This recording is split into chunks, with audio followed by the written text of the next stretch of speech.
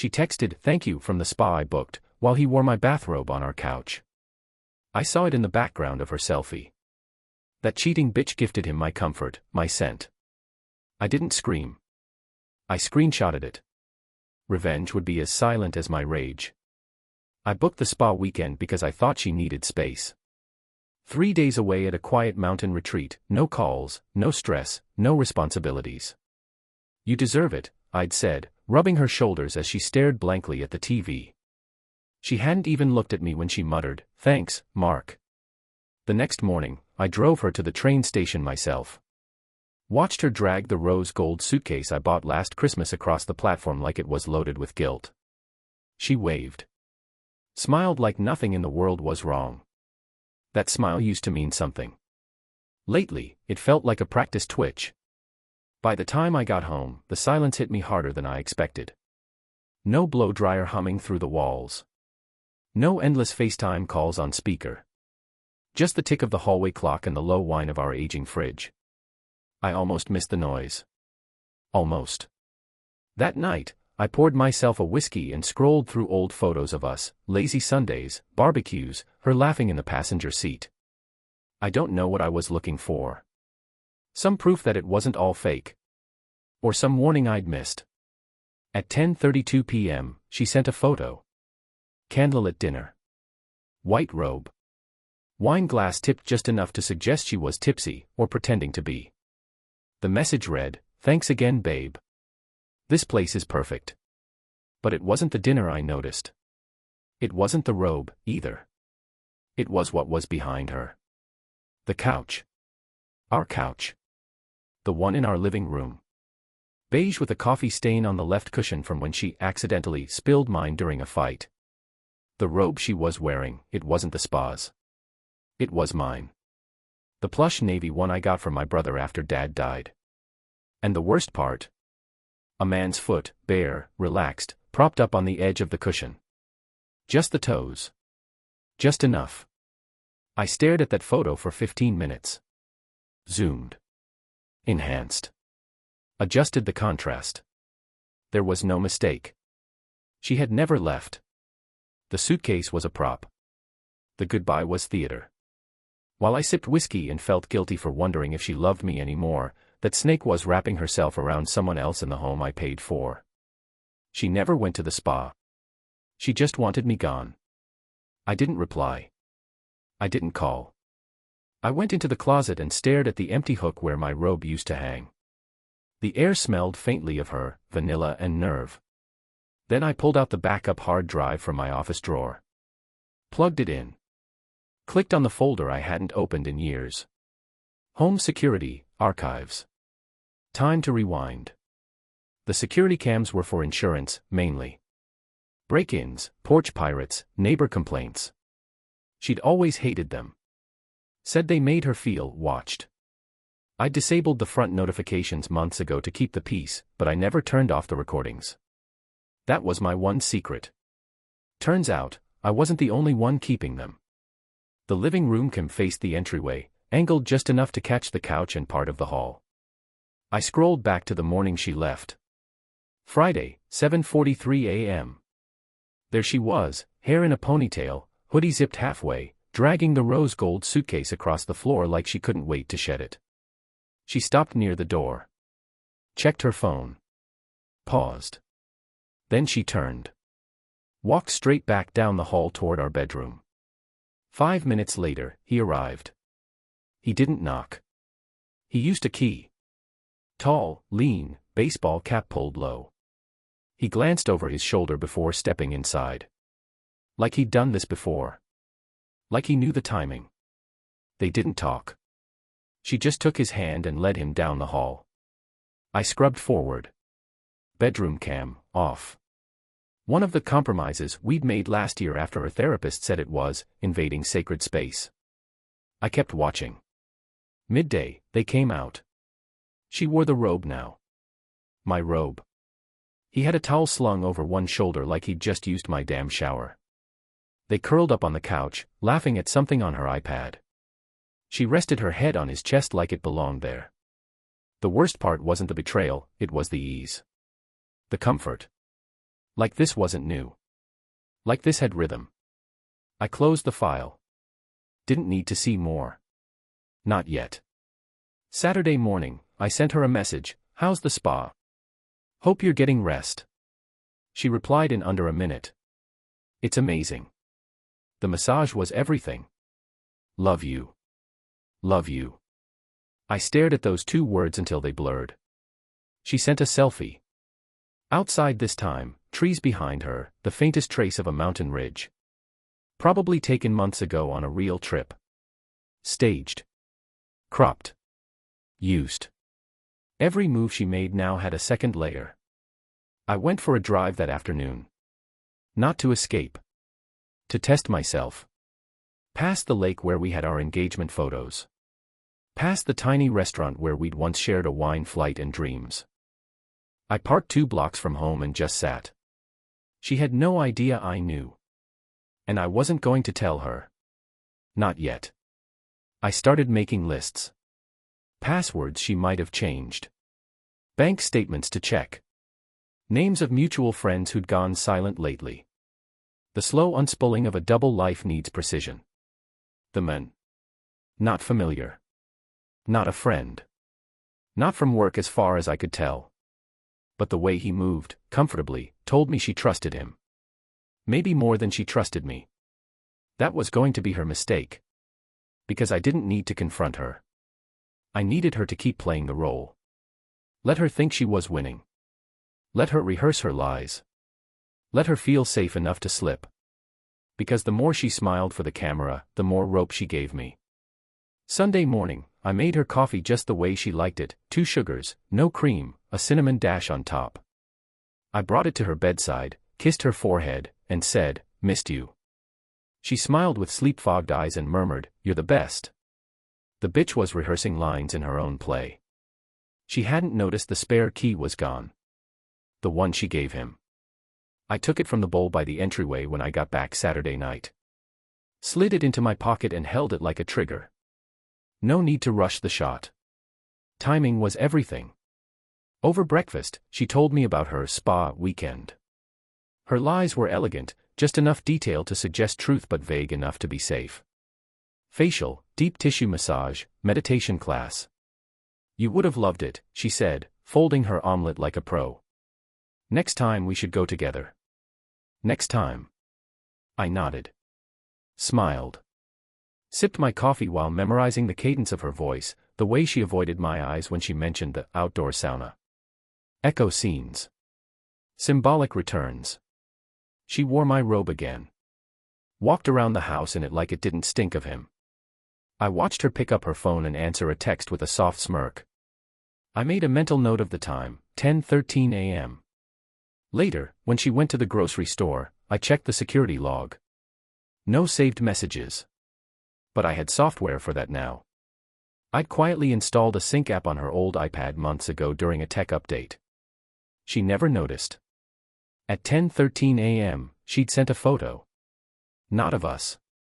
Not of anything innocent. A close-up, her hand on a man's stomach. Sheet barely covering his hip. Caption, "Still thinking about you.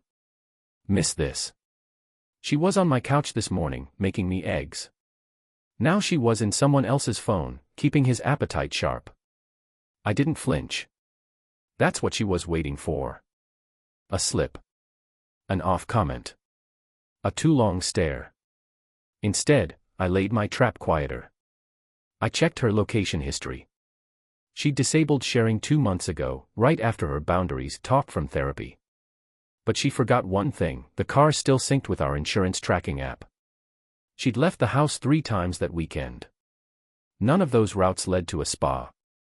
Friday, she parked 2 blocks down and walked back home after I dropped her off.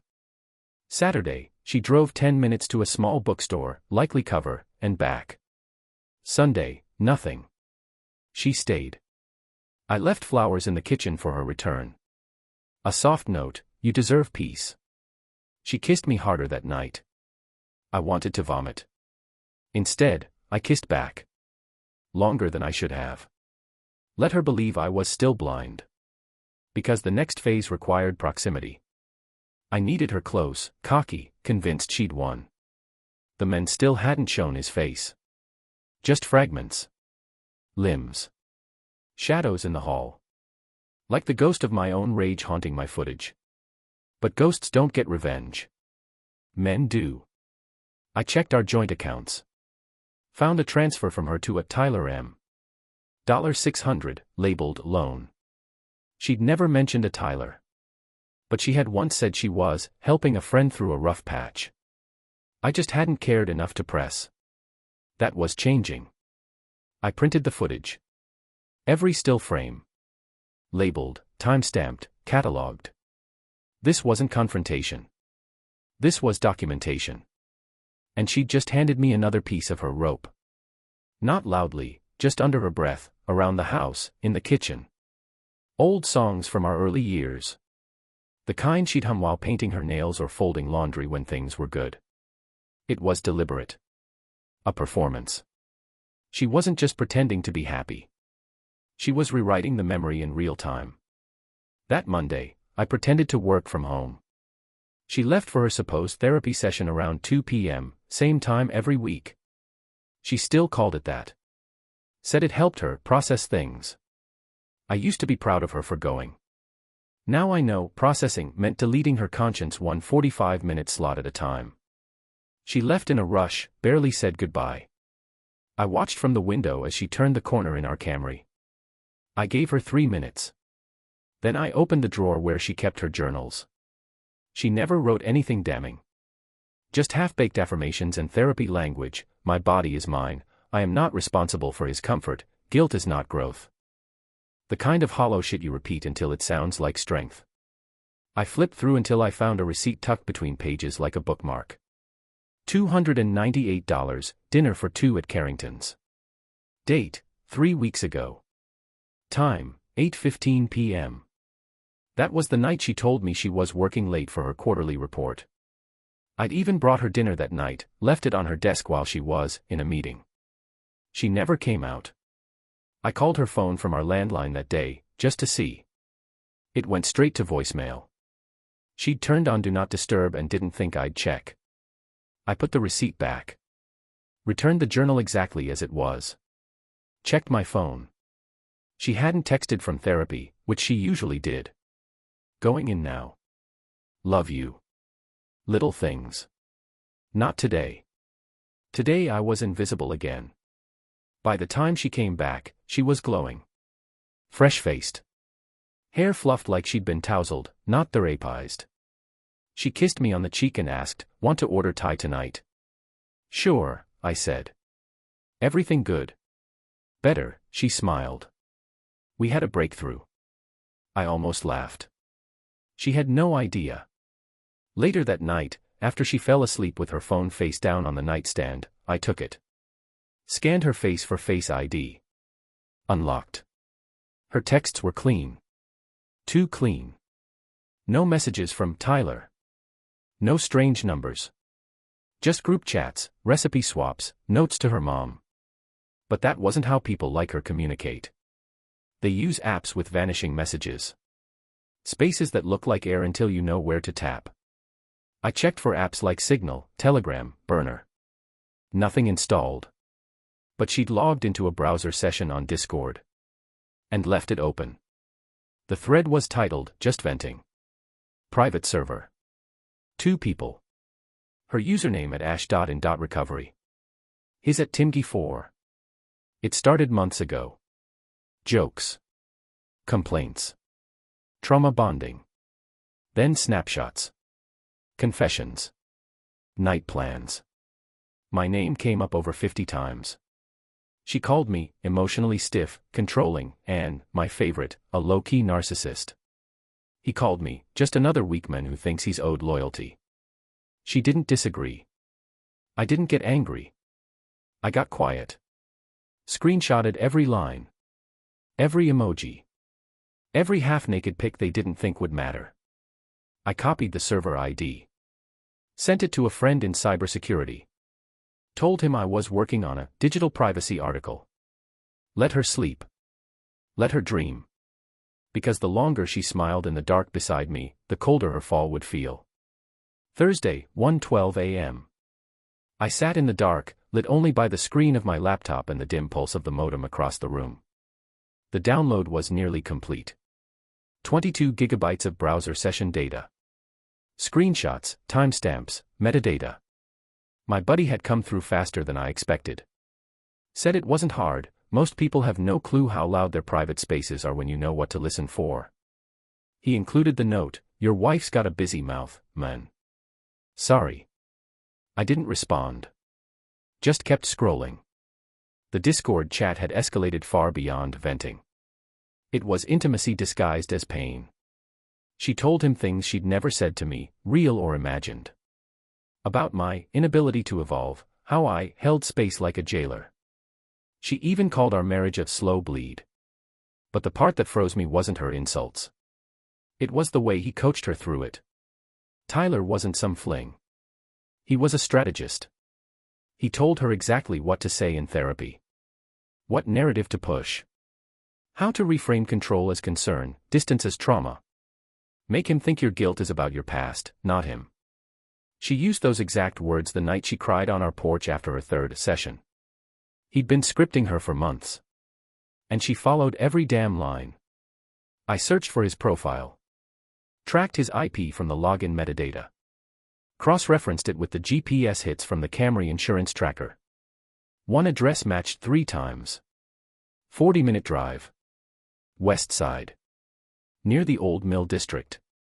Industrial condos, clean, quiet, forgettable. Friday, while she was out running errands, I drove by. Didn't stop. Didn't need to. I just watched. Building had a private entrance. Cameras on every corner. Digital keypads. But none of that mattered.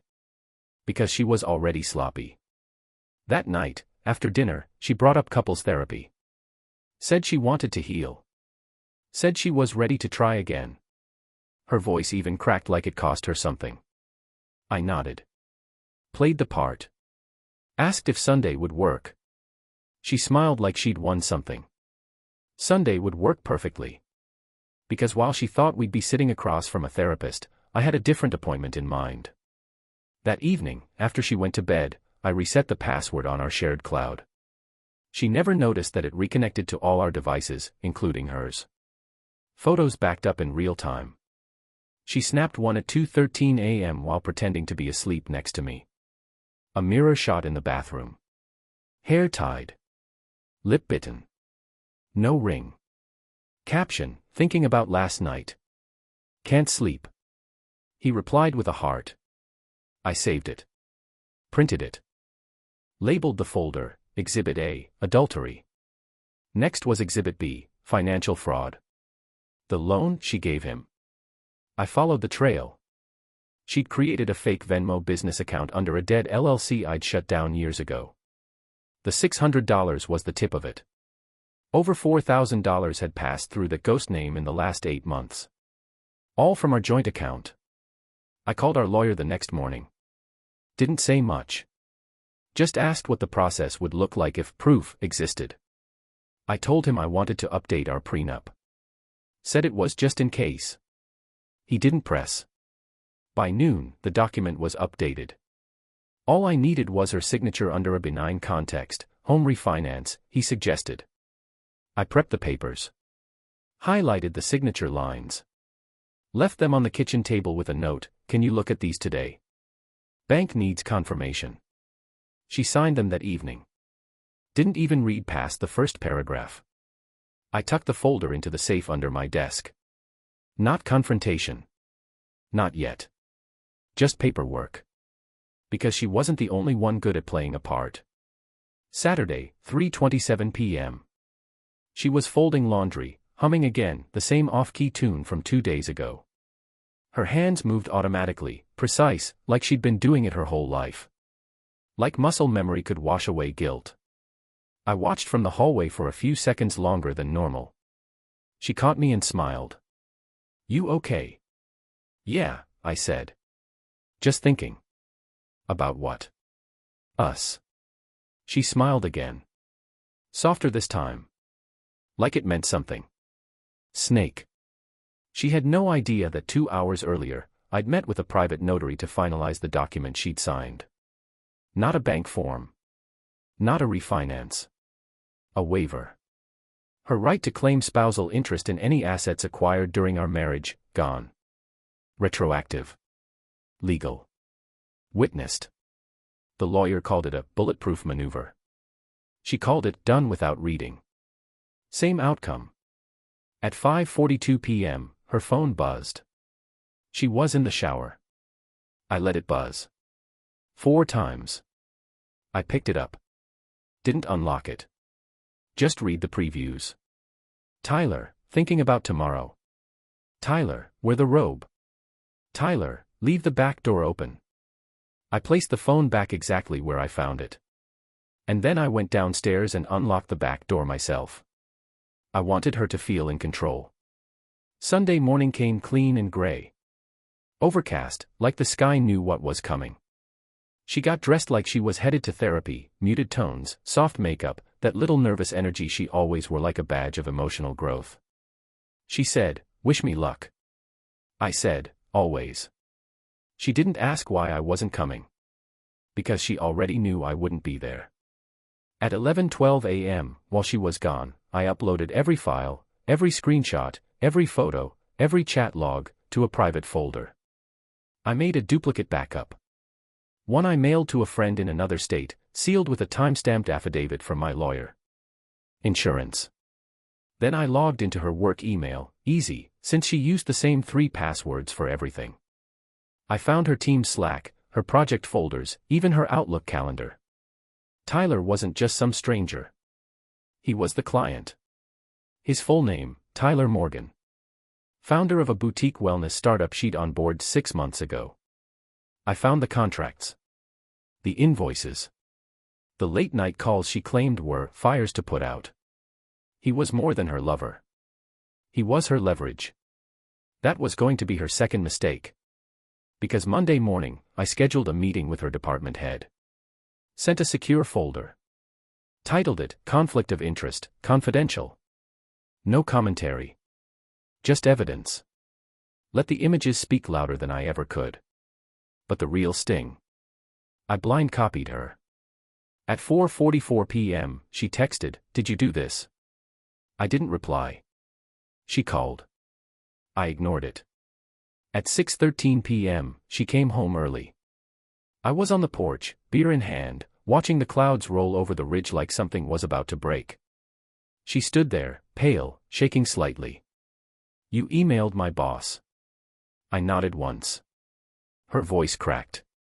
"You don't understand," Tyler said, he said. "You signed everything." That shut her up. The color drained from her face like someone pulled the plug on her lies. I didn't know. "You never do." She stepped closer. "Please." I was lost. I smiled. Just once. Not kind. Not cruel. Just enough to let her know I wasn't the same man she'd been performing for. "You're not lost, Ashley. You're recorded." I walked back inside. Left her on the porch with nothing but her own reflection in the glass. No raised voice. No chaos. Just consequences. And we weren't even at the climax yet. She didn't sleep Sunday night. I heard her pacing from room to room, soft creaks in the floorboards we both knew by heart. Sometimes she'd stop at the door to my office, waiting. Listening. Maybe hoping I'd crack. That I'd scream, break something, give her an opening to flip the script. I didn't. I just printed more. Monday morning, the firm put her on immediate administrative leave. HR cited professional boundaries and undisclosed client relationship. She tried to spin it as a misunderstanding. She even offered to resign gracefully. They declined. She was escorted out before noon. I waited until after. I wanted Tyler to feel the weight too. I called the Better Business Bureau with an anonymous tip. Fraudulent use of contract relationships. Improperly billed consultation hours under a personal relationship. I attached screenshots of Ashley's itemized invoices and the accompanying Discord messages confirming they were never delivered services. Then I called my cousin Greg. Greg works in local media. Small time, but loud. I fed him the story as a tech culture expose, startup romance scandal, founder under fire for conflict, collapse, and complicity. He ran with it. No names in the first piece. Just enough heat to make sponsors nervous. Enough truth to raise eyebrows. By Tuesday, Tyler's startup's website had gone offline for maintenance. Their Twitter account locked. Their investor page scrubbed. Ashley was still in the house. Silent now. The hum was gone. No humming, no performative coffee making. She stayed in sweatpants, hair tied back, eyes darting every time my phone buzzed. On Wednesday, the envelope arrived. I left it on her pillow. Nothing dramatic, just a clean packet from the attorney. Divorce papers. Pre-signed. Full financial release in my favor. Based on the waiver she'd already signed. Asset transfer in motion. No alimony. No spousal claim. Just silence. She read every word this time. Took her 2 hours. Then came the real moment. She walked into the living room, barefoot, trembling. "You planned this," she said. I adjusted. Her voice shook. "I can't start over." "You already did." She looked at me, really looked, like maybe for the first time in years. Then she asked, "Did you ever love me?" I paused. Let the silence carry more truth than words ever could. And then, I did. You didn't. She dropped the envelope. Walked out. I locked the door behind her. Changed the code. Thursday morning, she tried to come back. Said she left her necklace. I slid it into a bag, placed it on the porch. Didn't open the door. By Friday, her accounts were frozen, joint cards revoked, auto payments redirected. She called twice. Texted 6 times. Her last message, "You don't have to ruin me." I didn't reply. The difference between vengeance and exposure is the motive. I wasn't destroying her. I was just removing the mask. Saturday, 10:01 a.m. Her mother showed up. Unannounced, righteous, lips tight with rehearsed fury. Said she wanted to speak face to face. I invited her in. Offered coffee. Kept my voice calm, polite, even. She launched right in. "You blindsided her. You humiliated her." I sipped. Waited. "She made mistakes," she continued, "but marriage is sacred. You don't punish someone this way just because they slipped." Slipped. That word sat in the room like spoiled meat. I opened a drawer. Pulled out the folder. Slid it across the table. "Read that." She did. Chat logs. Screenshots. Financial transactions. The notary witness signature. The waiver form her daughter signed without reading. The emails to Ashley's boss. The Discord thread where Tyler told her how to paint me as emotionally unavailable. She didn't finish reading. Just sat back and muttered, "Jesus." "Not quite," I said. She left without finishing the coffee. Ashley didn't show her face that weekend. She must have been staying somewhere else. With someone else. Maybe Tyler, though that was unlikely now. His world was burning too. By Monday, his investors had pulled out. Someone on Twitter leaked part of their internal email chain. Words like impropriety, mishandling, and legal exposure were thrown around like confetti. Ashley's LinkedIn quietly disappeared. The HR director emailed me, "Thank you for bringing this to our attention. We are conducting an internal review." That was corporate for, "She's done." She sent one final email on Tuesday. Subject, "Please. Mark. You've made your point. I don't have anything left. You've turned everyone against me. I was weak. I messed up. But does that mean I deserve to lose everything? Please, can we talk?" I replied. "No. Everything you lost was borrowed. You just never returned it." Then I blocked her. That night, I packed up the last of her things. Labeled every box. Left them on the porch. The lock had already been changed. Her key was useless now. She tried it anyway. I watched through the peephole as she stood there in the same coat she wore the day she lied about needing a weekend away. The same coat she wrapped around herself after letting him into my home. She didn't knock. Didn't cry. Just stood still for a full minute. Then walked away. She took nothing but her silence. The final move was subtle. I mailed a copy of the notarized waiver to her personal email. Subject line, "For your records." Attached, a second file. A photo she sent Tyler, half naked in my robe, flipping off the camera, captioned, "He still thinks I'm at the spa." It was just a reminder. No reply necessary. It's been 3 months. The house is quieter now, but not empty. There's weight in the silence, earned, settled. I wake early. I sleep better. I leave the back door open sometimes, not out of forgetfulness, but because I can. No one uses it anymore. Ashley moved in with her sister for a while. I know only because a mutual friend mentioned it in passing, like someone referencing a former co-worker who got fired for stealing. Her name doesn't come up much. When it does, people lower their voices. I don't correct them. I don't contribute. She called once. A number I didn't recognize. Straight to voicemail. No message. Tyler disappeared entirely. Deleted socials. Ghosted his own startup. The story didn't go viral, but it found the right eyes. Quiet shame has longer legs than public scandal. His last known appearance was a wellness summit that got cancelled due to sponsor restructuring. I assume he's still trying to rebrand. Let him. Damage lingers longer than names. The house has changed, too. I repainted the living room. Got rid of the couch. Burned the robe. Little purges, one by one. I boxed up the wedding photos without looking. Not out of spite, just precision. They were artifacts from a story that ended long before I admitted it had. The night I burned the robe, I didn't feel anything. No triumph. No sorrow. Just warmth. The fire took it slow, curling synthetic fabric into black smoke. Her scent vanished into the night. That was enough. I kept the folder. Locked it in the safe. Not as a trophy, just truth. Proof that silence isn't the absence of action. Sometimes, it's the sharpest edge in the drawer. People always ask the same question, eventually. Don't you miss her? I don't. I miss who I thought she was.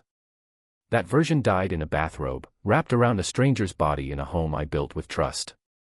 There's a scar, sure. But I don't touch it. I don't need to. Because scars don't beg for closure. They are closure. And this is the cleanest ending she never saw coming.